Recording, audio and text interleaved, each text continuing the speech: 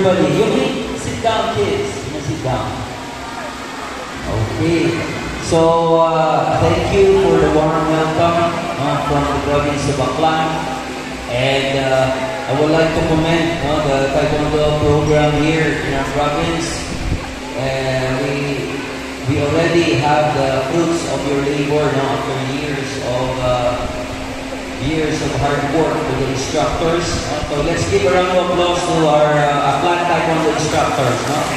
Sir Melvin, Sir Jose, Sir Larry, Sir Jaden, and the other black belts here that have been guiding these kids through their Taekwondo training program. In fact, I heard that the province of Aklan garnered the gold medal in the elementary girls division. So give yourselves a round of applause, Team Aklan. So congratulations. Keep up the good work. And I know someday, coming from this group, maybe we'll produce another national champion. Okay? So this is the second quarter, the promotional test conducted by the Philippine Taekwondo Association for the province of Aklan. It's a quarterly activity wherein the Philippine Taekwondo Association engages in the training program of each Taekwondo gym, not only in the province of Aklan but nationwide, whether it is at par with the level of what the guidance of the Grandmaster has been set. Okay, so we will be setting a new format for today. It will be consolidated. So the whole province is actually here. Same also in other provinces. A few days from now, I will also be in the province of Iloilo. They will also have their consolidated exam there. But it is just a confidence test. Kids, don't worry.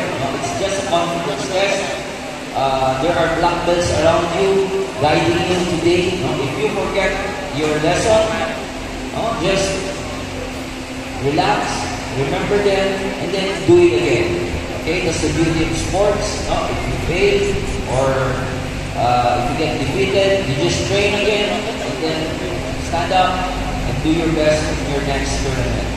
Okay, so the sequence of the test will be white belt. You will be starting at 8 o'clock. It's actually 8 o'clock. You will be starting your test.